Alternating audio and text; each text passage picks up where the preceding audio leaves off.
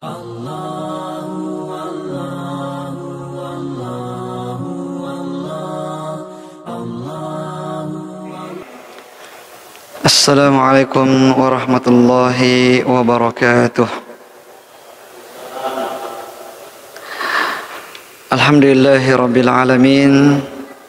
Wassalatu wassalamu ala asyrafil anbiya'i wal mursalin wa ala alihi wa ashabihi wa man tabi'ahum bi ihsanin ila yaumiddin, amma ba'd. Jamaah salat maghrib yang dirahmati oleh Allah Subhanahu wa taala. Alhamdulillah, segala puji bagi Allah Subhanahu wa taala atas nikmat dan karunia-Nya kepada kita semua sehingga kita bisa berkumpul di tempat ini untuk melaksanakan kewajiban kita kepada Allah Subhanahu wa taala. Salam dan salawat kepada Nabi kita Muhammad sallallahu alaihi wasallam. Taib jamaah yang dirahmati oleh Allah Subhanahu wa taala, kita melanjutkan pembahasan kita dari buku Asy-Syama'il Al-Muhammadiyah karangan Al-Imam Abu Isa Muhammad bin Isa At-Tirmidzi rahimahullahu taala. Dan pada pembahasan yang lalu pada bab terkait akhlak Nabi sallallahu alaihi wasallam masih ada 2 atau 3 hadis yang tersisa, maka kita akan membahas ketiga hadis ini sebelum kita pindah ke bab yang berikutnya, yaitu hadis yang ke-354. Berkata penulis rahimahullahu taala, haddatsana Qutaibah bin Sa'id qala akhbarana Ja'far bin Sulaiman an Thabit an Anas bin Malik qala kana an-nabiy sallallahu alaihi wasallam la yaddakhiru syai'an li ghadin. Menceritakan kepada kami Qutaibah bin Sa'id, dia mengatakan menceritakan kepada kami Ja'far bin Sulaiman dari Thabit dari Anas bin Malik, dia mengatakan bahwa Nabi sallallahu alaihi wasallam tidak menyimpan sesuatu untuk hari esoknya. Tidak menyimpan dari harta yang beliau dapatkan untuk hari besoknya. Jemaah yang dirahmati oleh Allah Subhanahu wa taala, hadis ini masih berkaitan tentang bagaimana kedermawanan Nabi sallallahu alaihi wasallam, di mana ketika ada yang beliau miliki maka beliau sangat bersemangat untuk membagi-bagikan apa yang beliau miliki tersebut kepada orang-orang miskin. Ya, termasuk misalnya tentang orang yang memberikan hadiah kepada beliau dengan kambing, hadiah berupa kambing, kemudian Nabi sallallahu alaihi wasallam menyembelihnya dan memotong-motongnya, kemudian berkata kepada Aisyah, wahai Aisyah, bagikan kambing ini. Ya, bagikan kambing ini. Kemudian Rasulullah pergi dan ketika kembali bertanya lagi, bagaimana dengan kambingnya? Kata Aisyah, semuanya sudah habis kecuali pahanya. Ini adalah di antara contoh bagaimana Rasulullah membagi-bagikan apa yang beliau dapatkan. Dan tentu saja apa yang disebutkan di dalam hadis ini adalah bukan berarti bahwa Nabi tidak menyimpan berupa makanan pokok. Makanan pokok beliau SAW juga menyimpannya, sebagaimana yang disebutkan di dalam hadis yang lain. Akan tetapi pada hal-hal yang selain itu, meskipun itu adalah harta yang sangat banyak, sebagaimana dalam ghanimah, perampasan perang, beliau mendapatkan ghanimah yang sangat banyak di akhir-akhir kehidupan beliau di dunia. Namun tidak ada dari ghanimah yang sangat banyak itu yang kemudian diambil oleh Nabi sallallahu alaihi wasallam. Beliau mengambil sebagian kecil dari ghanimah yang sangat banyak tersebut. Padahal beliau mendapatkan bagian yang banyak, mendapatkan bagian 1/5 dari ghanimah. Akan tetapi beliau lebih banyak membagi-bagikannya daripada menyimpannya untuk diri beliau sallallahu alaihi wasallam. Tapi kemudian hadis yang berikutnya 355, Haddatsana Harun bin Musa bin Abi Alqamah Al-Madani qala haddatsani abi an Hisham bin Sa'd an Zaid bin Aslam an abihi an Umar bin Al-Khattabi anna rajulan ja'a ila an-nabi sallallahu alaihi wasallam fasa'alahu an yu'tiyahu faqala an-nabi sallallahu alaihi wasallam ma indi syai'un walakinni ibta' alayya fa idza ja'ani syai'un qadaituhu faqala Umar ya Rasulullah qad a'taitahu fama kallafaka Allahu ma la taqdiru alayhi fakariha an-nabi sallallahu alaihi wasallam qaula Umar faqala rajulun minal ansar ya Rasulullah anfiq wa la takhaf min dhil arshi iklala fatabassama Rasulullah sallallahu alaihi wasallam wa urifa fi wajhihi al-bishru liqauli al-ansari thumma qala bihadza umirtu.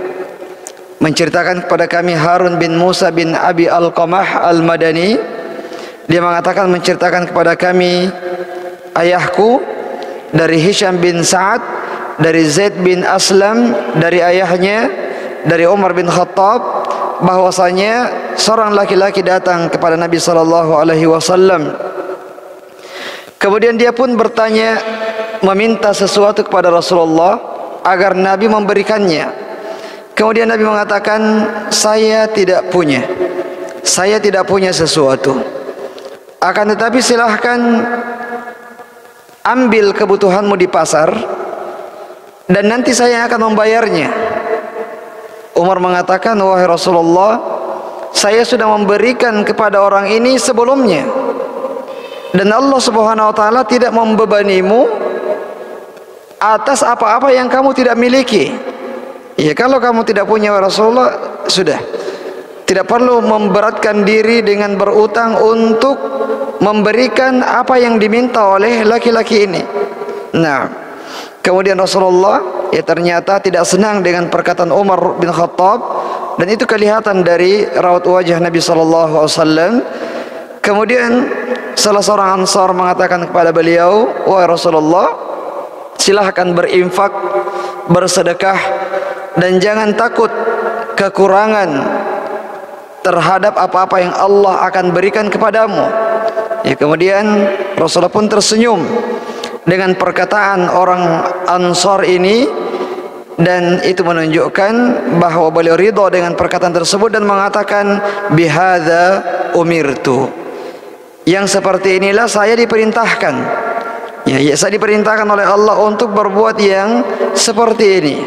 Nah, jamaah yang dirahmati oleh Allah Subhanahu wa taala, ya tentu saja ini ya sudah kita mengatakan fi ghayatil karam. Ini adalah bentuk kedermawanan yang paling tinggi. Ya, di mana orang yang paling dermawan di antara kita sekalipun, orang yang paling dermawan di antara kita sekalipun, ketika diminta sesuatu dan dia tidak miliki, dia cuma mengatakan saya tidak punya. Dia tidak mengatakan silahkan cari apa yang kamu butuhkan, sekarang saya tidak punya, tapi nanti kalau saya punya saya akan membayarnya. Nah, kepada orang yang meminta dan orang tersebut adalah orang yang tidak dikenal, bukan orang yang dekat dengan Nabi sallallahu alaihi wasallam, bukan kerabat beliau sallallahu alaihi wasallam.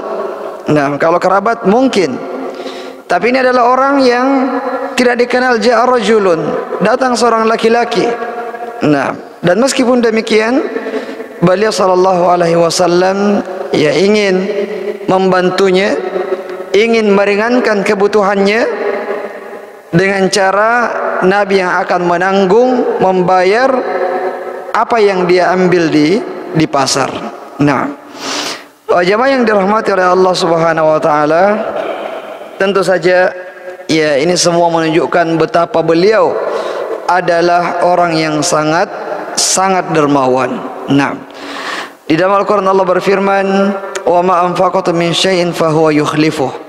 Dan apa saja yang kamu infakkan, infak di sini maknanya umum, berinfak untuk pembangunan masjid, untuk dakwah, membantu orang-orang miskin, membantu orang yang terlilit utang, membantu keluarga dan seterusnya, semuanya masuk. Maka Allah Subhanahu wa taala akan memberikan ganti terhadap apa yang diinfakkan tersebut. Nah, kemudian jamaah yang dirahmati oleh Allah Subhanahu wa taala, ya, di hadis berikutnya, hadis yang terakhir 357, haddatsana Ali bin Khashram wa ghairu wahidin qalu haddatsana Isa bin Yunus an Hisham bin Urwah an abihi an Aisyah radhiyallahu anha anna Nabi sallallahu alaihi wasallam kana yaqbalul hadiyah wa yuthibu 'alaiha. Menceritakan kepada kami Ali bin Khashramin dan yang lainnya, mereka mengatakan menceritakan kepada kami Isa bin Yunus dari Hisham bin Urwah dari ayahnya dari Aisyah bahwasanya Nabi SAW menerima hadiah. Beliau menerima hadiah dan akan membalas kebaikan tersebut. Ya, beliau kalau disedekahkan sedekah kepadanya tidak diterima. Tidak boleh seseorang memberikan sedekahnya kepada Nabi SAW atau zakatnya. Ada orang kaya mau mengeluarkan zakat, ya dilihat Nabi sebagai orang miskin, diberikan kepadanya, tidak. Karena Nabi tidak boleh baginya untuk menerima sedekah, tidak boleh baginya menerima zakat. Begitu pula dengan keluarganya, ahlul baitnya, tidak boleh untuk menerima zakat. Kenapa? Nabi mengatakan bahwa sesungguhnya zakat itu merupakan kotoran dari harta-harta manusia, kotoran dari harta-harta orang kaya, dan karena itu adalah kotoran, maka tidak layak untuk diserahkan dan diterima oleh Nabi sallallahu alaihi wasallam. Begitu pula dengan keluarganya. Nah, akan tetapi dengan hadiah boleh. Allah membolehkan bagi Rasulnya untuk menerima hadiah dari orang-orang yang memberikan hadiah kepadanya. Nah, dan Nabi SAW di antara sifat beliau, karakter beliau adalah kalau ada orang yang memberikan hadiah, maka beliau akan membalas hadiah tersebut dengan hadiah yang sama nilainya, atau paling tidak kalau tidak mampu memberikan hadiah yang sama nilainya, beliau akan banyak mendoakan orang tersebut. Ya, ini sebab sejalan dengan hadis beliau yang lain bahwa siapa yang berbuat kebaikan kepada kalian, maka balaslah kebaikan tersebut dengan yang serupa atau dengan yang lebih baik. Kalau kamu tidak bisa, ya maka balaslah kebaikannya dengan mendoakannya. Doakan kebaikan untuknya sampai kamu merasa bahwasanya kamu telah membalas kebaikan orang tersebut kepadamu. Nah, jemaah yang dirahmati oleh Allah Subhanahu wa taala, ini adalah hadis-hadis ya tentang sifat akhlak beliau sallallahu alaihi wasallam yang ditutup dengan hadis-hadis yang menyebutkan tentang kedermawanan beliau sallallahu alaihi wasallam. Kemudian bab yang selanjutnya, bab yang ke-49, babu ma jaa fi haya'i Rasulullah sallallahu alaihi wasallam. Bab tentang rasa malu, perasaan malu yang dimiliki oleh Nabi sallallahu alaihi wasallam.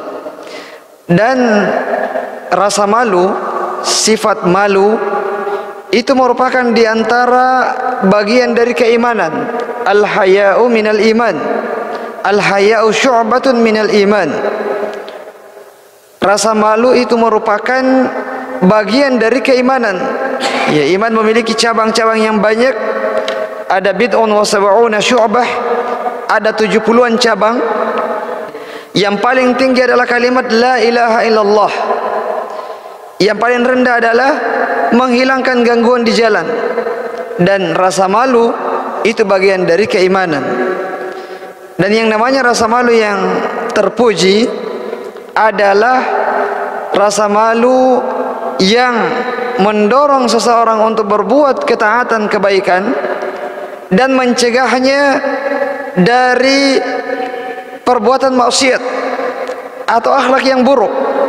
Ini rasa malu yang terpuji. Adapun rasa malu yang justru menghalangi orang berbuat baik, maka ini bukan malu yang terpuji. Misalnya ada orang diajak untuk ikut di rosah, ikut belajar mengaji untuk orang-orang dewasa. Dia mengatakan, ya saya tidak ikut. Kenapa? Saya malu. Kenapa malu? Karena umurnya sudah dewasa, sudah tua. Bukan lagi saatnya untuk mengaji. Mengaji itu untuk anak-anak kecil. Nah, ini berarti rasa malu yang tidak terpuji, yang disebut dengan al-khajal.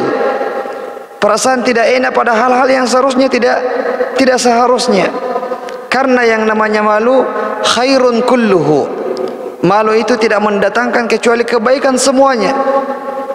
Jadi kalau ada rasa malu yang tidak mendatangkan kebaikan, itu sebenarnya bukan rasa malu yang diinginkan. Nah, tapi itu adalah khajal yang memang bukan pada tempatnya. Ya, perasaan tidak enak, perasaan ya malu pada hal-hal yang bukan pada tempatnya. Nah, jadi itu rasa malu. Dan Nabi SAW adalah orang yang dikenal sebagai orang yang sangat pemalu. Ya, beliau sebagai seorang pemimpin, sebagai seorang nabi, sebagai seorang panglima perang, sebagai seorang komando, tapi beliau dikenal sebagai orang yang sangat pemalu. Ya, orang yang sangat pemalu. Sebagaimana yang disebutkan di dalam hadis bahwa kana Nabi sallallahu alaihi wasallam ashadda hayaan minal adhra'i fi khidriha, bahwa Rasulullah itu adalah orang yang sangat pemalu, bahkan lebih pemalu dari gadis pingitan. Ya, kalau di zaman Rasulullah, gadis pingitan itu adalah orang yang sangat pemalu. Gadis pingitan yang sudah beranjak di usia menikah, memiliki rasa malu yang besar, apalagi untuk berbicara dengan lawan jenisnya, sangat malu. Ya, meskipun di zaman kita ini tidak, ya, karena tidak ada lagi, atau rasa malu itu sepertinya sudah diangkat dari kebanyakan gadis-gadis, kebanyakan wanita yang disebutkan sebagai al-adhra, ya, sebagai gadis-gadis yang dipingit. Nah, ya kalau sekarang ya tidak seperti itu. Tidak ada lagi rasa malu untuk kemudian bersolek, berdandan di depan laki-laki, berbicara, ngobrol dengan sangat santainya, dengan sangat terbukanya kepada laki-laki. Tapi ini yang dimaksud dalam hadis ini adalah gadis-gadis di zaman Nabi SAW yang masih berada pada fitrahnya. Mereka adalah orang-orang yang sangat pemalu. Dan kata sahabat yang menyifati Nabi SAW, beliau mengatakan bahwa beliau adalah orang yang sangat pemalu, bahkan lebih pemalu dari gadis yang dipingit. Dan ini tentu saja adalah akhlak yang baik. Rasa malu yang seperti ini yang terpuji adalah akhlak yang baik. Nah, kemudian jamaah yang dirahmati oleh Allah Subhanahu wa taala, di antara bentuk rasa malu rasa malu yang dimiliki oleh Nabi SAW adalah apa yang kita sebutkan tadi.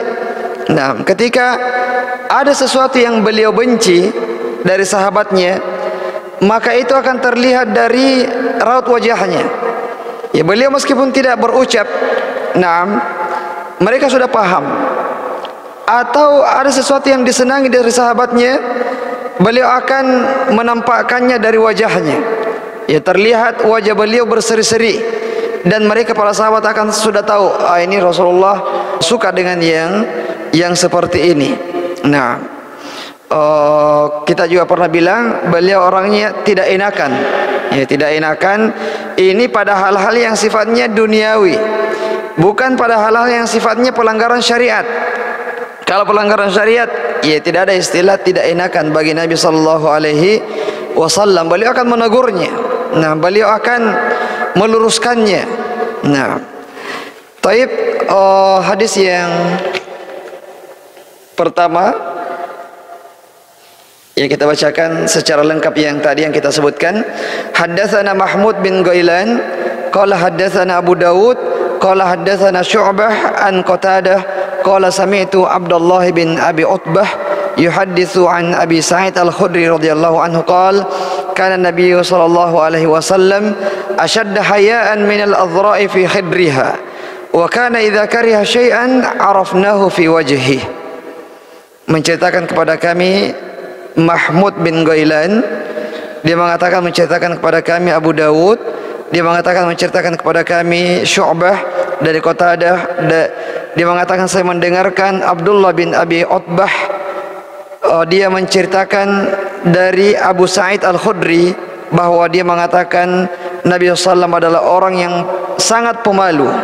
Naam, lebih malu dari gadis pingitan. Dan ketika beliau membenci sesuatu, maka kami para sahabat akan mengenalinya dari raut wajahnya. Beliau mungkin tidak menyebutkan secara langsung, ya karena malu. Ini pada hal-hal yang bukan sifatnya pelanggaran syariat. Tapi mereka para sahabat akan mengetahui dari raut wajah beliau sallallahu alaihi wasallam. Sehingga para sahabat adalah orang-orang yang peka. Ya, mereka adalah orang-orang yang peka, yang disebutkan oleh orang-orang para penyair al-labibu bil isyarati yafhamu. Orang cerdas itu adalah hanya dengan isyarat mereka sudah paham. Tidak harus dikatakan secara langsung, tidak harus to the point kepadanya, tapi dengan isyarat-isyarat ya mereka sudah paham. Dan ini para sahabat Nabi SAW sudah sangat mengenal bagaimana karakter beliau, sehingga tidak perlu untuk didikte satu per satu mana yang disukai Nabi dan mana yang tidak disukai oleh Nabi SAW. Tapi mereka cukup membacanya dari raut wajah beliau sallallahu alaihi wasallam. Nah, ini satu hadis di bab ini kita sebutkan. Nah, hadis berikutnya yang kedua, ini tidak kita sebutkan hadis yang dhaif. Jadi kita langsung masuk ke bab yang ke-50, yaitu babu ma jaa fi hijamah Rasulullah sallallahu alaihi wasallam. Bab tentang bagaimana Rasulullah berbekam, bekam mengeluarkan darah kotor dari tubuh kita. Nah, dan bekam adalah di antara alternatif pengobatan yang sangat bermanfaat, di antara metode tibbun nabawi yang sangat bermanfaat yang perlu untuk kita lakukan. Nah, di dalam hadis Nabi SAW bersabda dari Abdullah bin Abbas radhiyallahu anhu bahwa Rasul bersabda asy-syifa'u fi thalathatin. Kesembuhan atau obat itu ada pada 3 hal. Syarbata asalin, syartata mihjamin, wa kayyata narin, wa anha ummati annil kay. Pengobatan itu ada 3 hal, pada 3 hal. Yang pertama adalah minum madu. Ini adalah tibbun nabawi, bentuk pengobatan ala Nabi, ya minum madu. Yang kedua adalah sayatan mihjam, pisau bekam. Nah, artinya berbekam, nah mengeluarkan darah kotor. Kemudian yang ketiga adalah kai, kai dengan besi panas. Tapi Rasul mengatakan saya melarang umatku dari kai, dari pengobatan dengan besi panas tersebut. Nah, taib, jamaah yang dirahmati oleh Allah Subhanahu wa taala, di dalam hadis yang lain Rasul mengatakan tadawau ibadallah fa inna Allah subhanahu lam yadha' da'an illa wada'a ma'ahu shifaan illa al-haram. Berobatlah wahai hamba-hamba Allah, karena sesungguhnya Allah subhanahu wa ta'ala tidaklah menurunkan penyakit kecuali juga menurunkan obatnya. Kalau ada penyakit, ada juga obatnya, ada juga penawarnya, kecuali satu, kata Rasulullah, yaitu penyakit tua. Tua, menua, sudah tua. Ini tidak bisa orang lari darinya, sebagaimana tidak bisa lari dari kematian. Nah, jamaah yang dirahmati oleh Allah subhanahu wa ta'ala, jadi penyakit itu juga datangnya dari Allah subhanahu wa ta'ala. Akan tetapi Allah tidak menurunkan penyakit kecuali juga menurunkan obatnya. Cuman kadang-kadang kita tahu obatnya, kita kadang-kadang juga tidak mengetahui apa obat dari penyakit tersebut.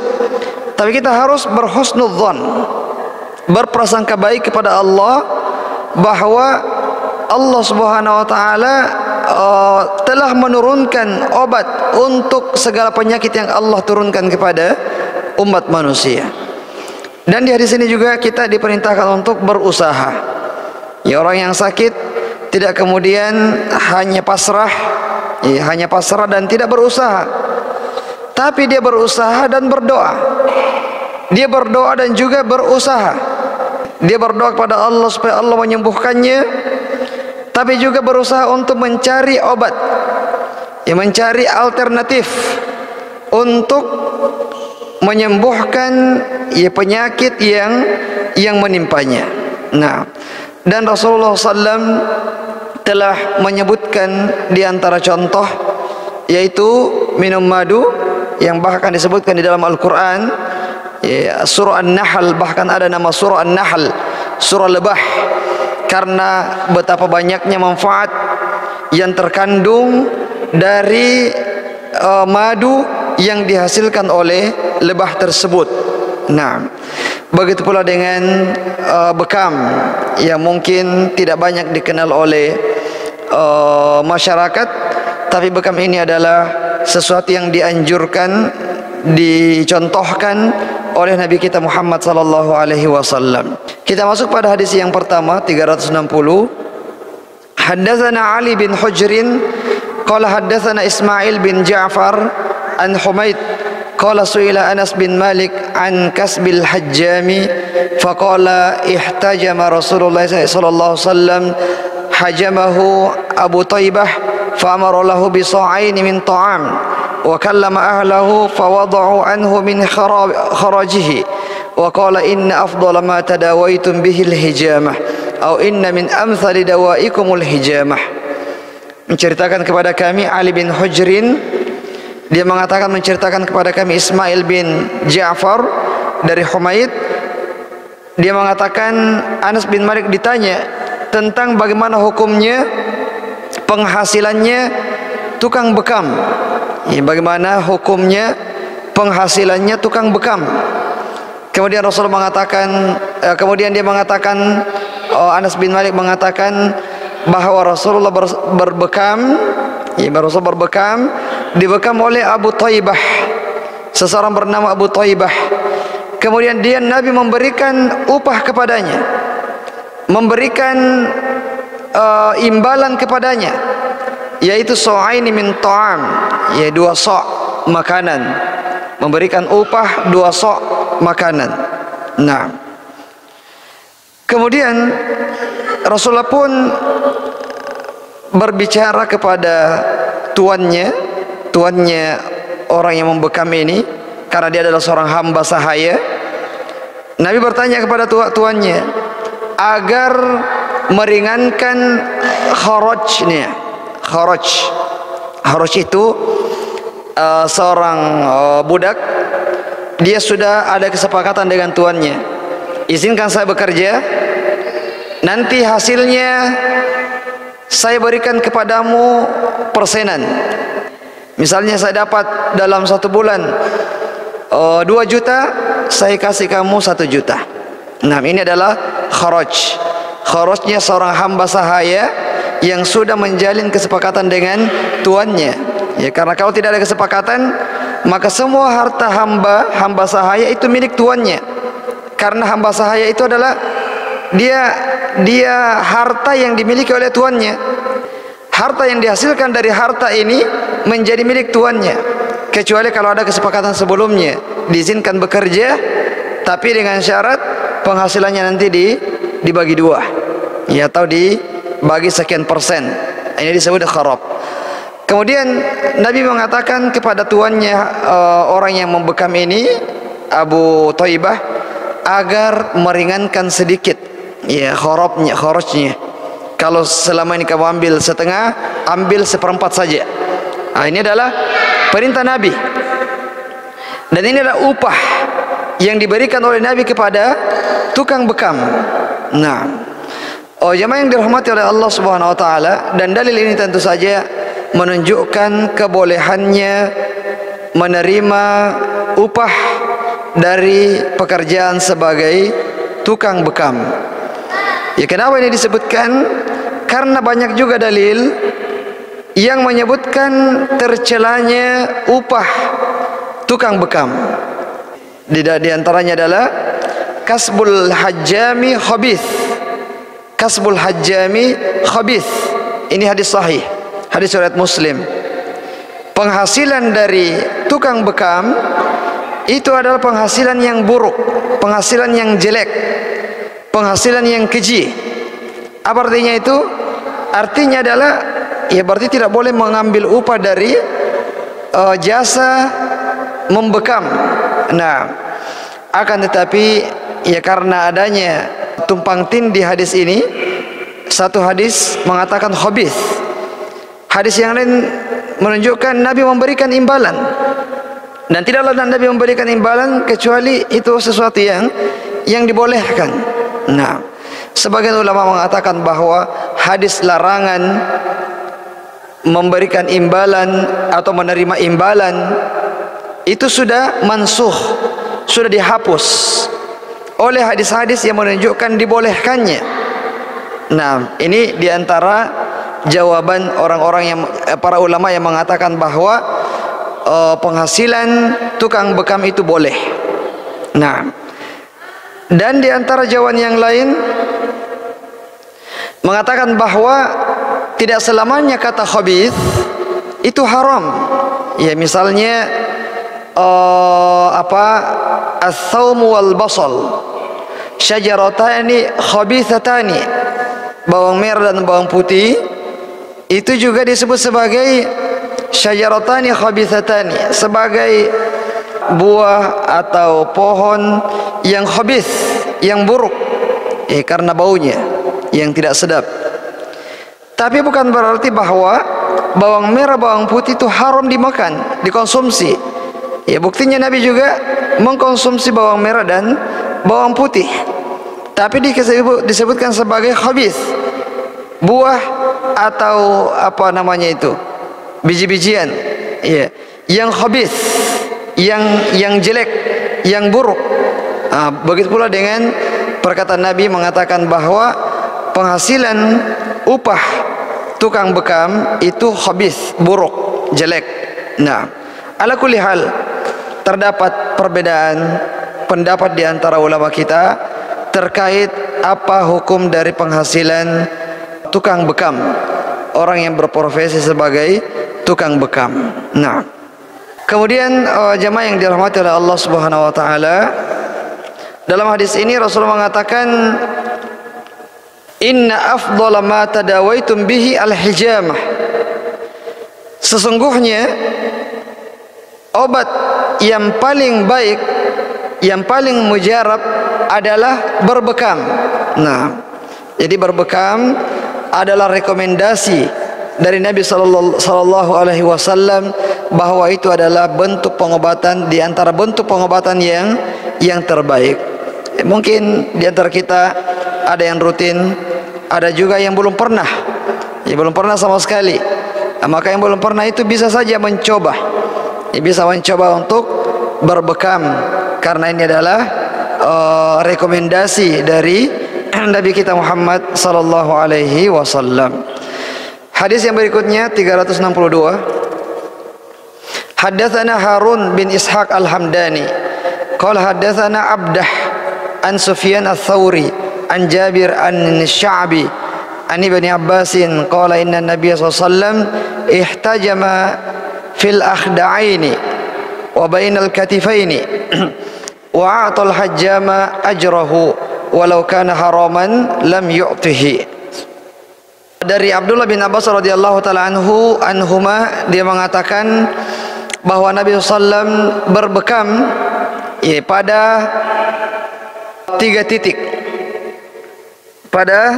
titik, yaitu pada urat merih di sini di bagian belakang, di bagian belakang leher kiri dan kanan, bukan tengahnya tapi samping kiri kanannya, samping kiri kanannya.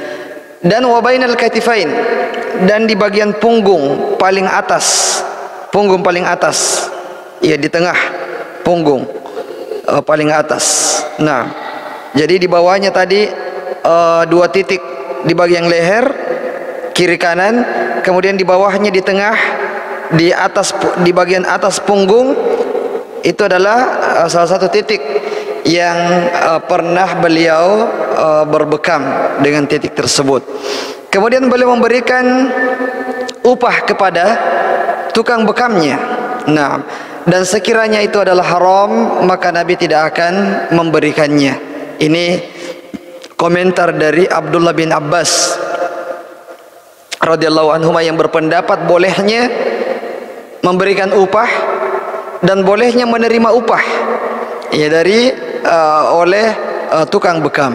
Nah, kemudian jamaah yang dirahmati oleh Allah Subhanahu wa taala, hadis yang berikutnya 364, haddatsana Abdul Quddus bin Muhammad al-Attar al-Basri qala haddatsana Amr bin Asim qala haddatsana Hammam wa Jarir bin Hazim qala haddatsana Qatadah an Anas bin Malik qala kana Rasulullah sallam yahtajimu fil akhda'aini wal kahil wa kana yahtajimu li 17 wa 19 wa 21. Ya, masih dari Anas bin Malik radhiyallahu anhuma, dia mengatakan bahwa Rasulullah berbekam di titik yang kita sebutkan tadi, ya, di leher belakang kiri kanan, kemudian di kahil, di punggung bagian atas, di tengah. Nah, kemudian tambahan faedah di sini adalah beliau berbekam pada tanggal 17, 19 dan 21. Ini kalender Hijriah ya, bukan, ini perhitungan Hijriah, bukan perhitungan Masehi. Nah, jadi beliau biasa berbekam pada tanggal-tanggal ini, tanggal 17, 19, 21. Nah, dan kata ulama kita bahwa di tanggal-tanggal ini adalah tanggal yang yazidu fiha dam wa yahiju. Darah itu bergejolak, ya. Sehingga ketika kita berbekam pada tanggal-tanggal itu sangat bagus untuk mengeluarkan darah kotornya. Nah, bukan dalam kondisi darah yang sedang tenang, tapi pada saat kondisi darah itu sedang bergejolak. Nah, dan ini adalah min kamali hadi Nabi sallam, di antara kesempurnaan petunjuk beliau sallallahu alaihi wasallam. Tentu saja beliau tidak mengetahui, tidak mempelajarinya bagaimana kondisi darah di dalam tubuh kita. Ya, tapi belakangan dengan berkembangnya ilmu pengetahuan, kemudian ilmu kedokteran dan sebagainya, diketahui bahwa di tanggal-tanggal tersebut, nah, di pertengahan bulan, ya, sampai di sebelum akhir, itu adalah tanggal-tanggal di mana darah kita bergejolak. Nah, dan itu ada hubungan dengan bulan, ya, sebagaimana bulan itu juga mempengaruhi pasang surutnya air laut. Mungkin para nelayan ya sangat mengetahui bagaimana pengaruh bulan terhadap pasang surutnya air laut. Begitu pula dengan darah kita yang juga berupa cairan, itu juga dipengaruhi oleh bulan tersebut. Nah, dan di tanggal-tanggal ini, ya, kata pensyarah, adalah waktu-waktu di mana darah itu bergejolak, Sehingga itulah waktu yang baik ya untuk berbekam. Nah, taib, kemudian yang terakhir kita sebutkan secara singkat, beliau juga berbekam ala dhahril qadam, di punggung kaki beliau, punggung telapak, ya telapak kaki, punggungnya. Ya kalau ini tangan ya, ada telapaknya, ada juga punggungnya. Ya di situ. Di atasnya jari-jari. Ya di atasnya jari-jari.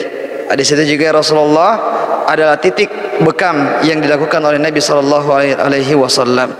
Tapi saya kira demikian jamaah yang dirahmati oleh Allah Subhanahu wa taala, karena waktu Isya juga sudah masuk. Semoga bermanfaat. Subhanakallahumma wa bihamdik, asyhadu an la ilaha illa anta astaghfiruka wa atubu ilaik. Assalamualaikum warahmatullahi wabarakatuh.